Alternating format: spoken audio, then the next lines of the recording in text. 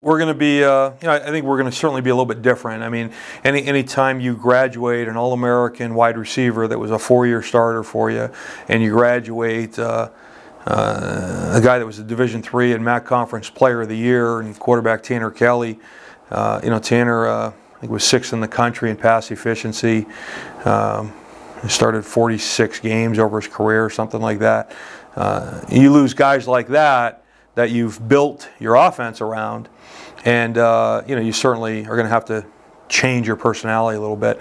One of the things that is consistent for us and has been forever is we've never been a team that says, okay, here's what we run and plug players in, but rather we want to put our best 11 guys on the field based on the situation, and then we've got to adapt to our personnel. So we're going to build around our personnel. You can't ask people to do things that they're not physically capable of doing.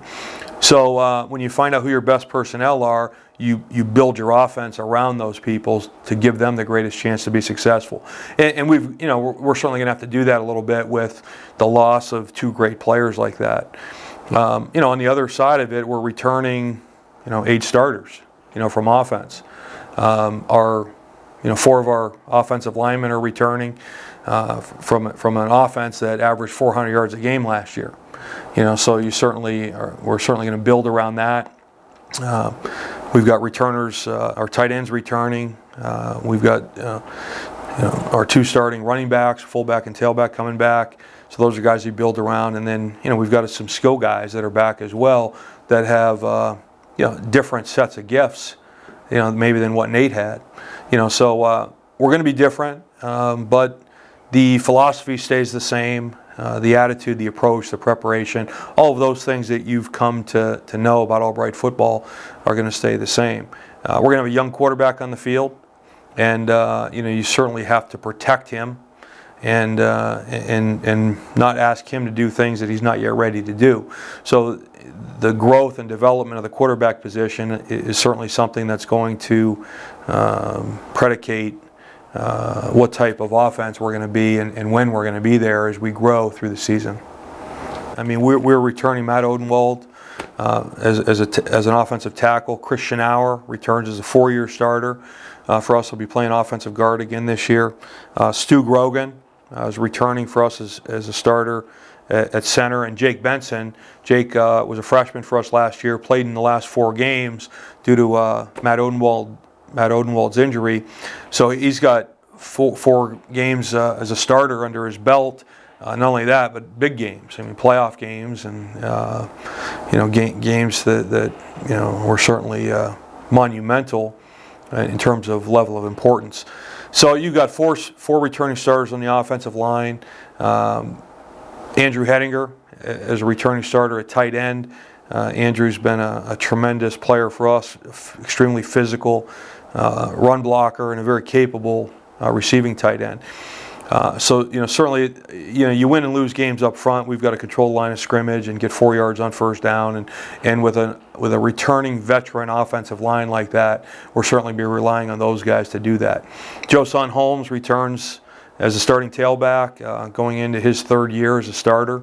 He can certainly do special things with the ball in his hands. Has a very unique ability to make people miss, and he's a tremendous character kid. He's a guy that you can trust with the ball in his hands as well. He's not going to put the ball on the carpet and things like that. And he can win you games. So a guy like that, you try to get the ball in his hands as much as you can, run game, pass game, etc. Luke Wallace returns as a starting wide receiver. Luke has been a extremely reliable player for us, always a guy you can count on, and we're expecting that again. And then we've got some other skill guys back that were part-time starters, played in different personnel groups last year, but a lot of playing experience. Scott Pillar, tremendous big play potential. I'm certainly expecting his role to increase for us as to replace Nate Romig. Josh Bacala returns a wide receiver, who played significantly for us last year, and Sean Caldwell returns a receiver who got significant playing time. And those guys are just going to have a much greater role than what they've had in the past, due to graduation. The quarterback position, you know, as I said, is going to be one that you know, we're going to have to replace, and you know, we're not exactly sure who that's going to be right now. We've got 2 sophomores that battled it out this spring, and both those guys did a tremendous job and grew enormously through spring practices. Mike Catalico and Adam Gelzinski. But we also have some very talented freshman quarterbacks, you know, coming into camp that are going to compete for the job or compete for playing time, you know, at that position. So it'll be interesting to see how things develop at the quarterback position and see which one of those young quarterbacks really steps up into that role.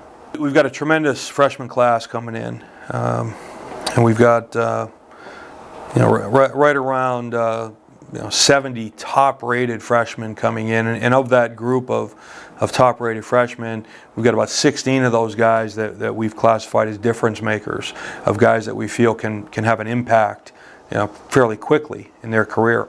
And you know, maybe that's going to be on special teams. Generally, it's a little bit easier to get on the field early. It's a lot simpler in terms of schemes. But I think some of these guys are going to need to step up for us on offense as well. We're looking for probably 2 freshman offensive linemen to you know, to be able to get themselves into the 2 deep rotation with the offensive line. You know, probably, you know, 1 guy at center and 1 guy at guard. You know, given our lack of depth, I guess I would say, at some of those positions. I think some of the skill guys that we have at receiver are very talented and can probably play a role, you know, for us on the offense. And then, as I said before, at the quarterback position, you know, I think, you know, there's probably, of the freshman quarterbacks coming in, there's probably 3 or 4 of them that have the talent where they could compete for the starting job or for significant playing time, depending on how quickly they pick up the system and learn the mechanics and things like this. But certainly they have the talent to do that. So we're excited about this class and the help that we can get from some of these guys on the offensive side of the ball. You know, our philosophy on defense, you know, it's not real complicated. I mean, we've got to certainly stop the run. You know, if you stop the run, you force people to be one-dimensional. We've got to stop the score. We've got to prevent the big play and not allow the ball to get thrown over our head or you know, allow long runs that are going to, you know, certainly hurt you. And then we've got to create turnovers and hopefully we can score on defense as well when you create some turnovers. So if we can do those things, stop the run, stop the score, prevent the big play, create turnovers, and score some points ourselves, you know, we're going to be fine. You know, we want to be simple. We want to be sound. You know, we don't do a lot of different things on defense. We'd rather be great at a few things than average at everything. And really, we're not going to change a whole lot. Even though we've graduated quite a few starters from last year, we have a system in place that we believe in. We have the players that we believe fit into that system, and we're just going to kind of keep doing what we've been doing. And you know, Coach Hoyt, our defensive coordinator, you know, does a great job running the defense. He kind of compares it this way. He says, you know, if you go into downtown Reading and walk into a McDonald's and order a hamburger, you know what that hamburger tastes like. If you go across the world to China, walk into McDonald's, order a hamburger, it's going to taste exactly the same. There's no difference whatsoever because it's all based on the same formula. And while we're going to have different players on the field defensively than maybe what we've seen in the past, we got guys that we believe fit into that system. And if we just stay simple, sound, stay balanced, emphasize the fundamentals, let's be great tacklers, let's be great at block destruction, let's have tremendous pursuit to the football.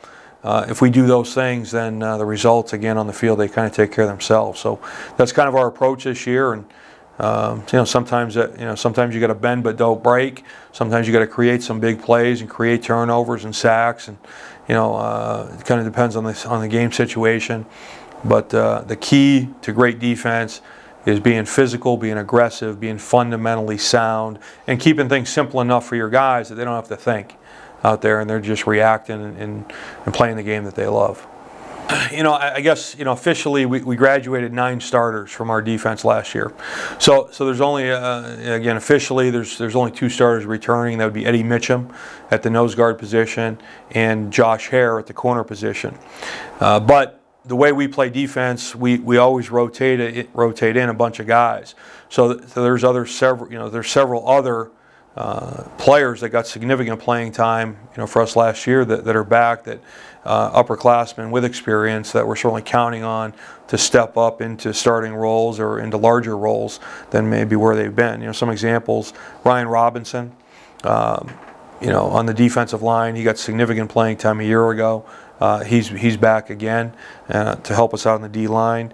Ryan McAdams, team captain. Inside linebacker, Ryan last year had played on primarily nickel and some of our special situation packages. We expect him to be a starter for us at linebacker. Same thing with Ryan Ott. Ryan Ott was on the field a lot of plays for us last year. We're expecting Ryan to be a starter this year. Nick Goodling returns after a season-ending injury a year ago, and we're certainly expecting big things from Nick. And then Mark Bergery. Mark got a lot of playing time last year in the secondary and started some games for us. Mark's a big playmaker for us in the secondary. So I think with that cast of veteran guys returning that have a lot of playing experience, we're expecting those guys to step up and provide a leadership role for the younger guys underneath them that maybe don't have as much experience. Josh Hare, the lone returning starter from the secondary. I've been just so impressed with his progress and his growth and his development. He's simply gotten better every single season. He gets better throughout the season. He's absolutely committed to reaching his full potential, and I'm expecting some big-time plays from Josh this season. And if he continues to grow like he has been, it's really going to be scary what he can accomplish. And then, as I said, Mark Bergery, this guy he just loves football, and tremendous speed, tremendous athleticism. He had a foot injury last year that hampered him, but he's 100% healthy now, and he's a guy that can shut people down on the outside. So those are 2 guys that we're certainly counting on, guys with the most experience. And then there's some other guys that we expect on the field. Joe Bisciotti had a medical redshirt last year, season-ending injury early on in camp, and he's back. And we're certainly looking for him to step up at the safety position. We've got some other guys. Mike Rice, who has really come a long way for us as another corner, and Malik Compton, as a safety. Keith Bruno as a safety. So these are guys that are certainly battling it out, and guys who have really gotten a lot better, especially through the spring. And we're counting on big things from them as we come into the 2010 season.